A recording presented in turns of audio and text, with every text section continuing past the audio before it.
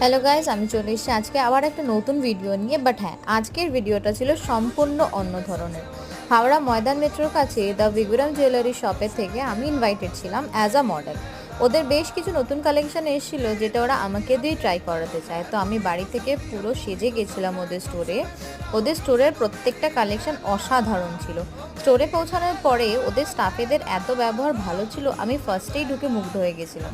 প্রত্যেকটা staff cooperative ছিল। একে একে ওদের ফিমেল স্টাফ আমাকে ওদের সব গয়নাগুলো পরিয়ে দিয়েছিল যেগুলো দিয়ে ওরা ফটোশ্যুট করবে। ওদের কালেকশানগুলো এতটাই ভালো, আমার নিজেরই পার্সোনালি বেশ কয়েকটা কালেকশন পছন্দ হয়ে গেছিলো।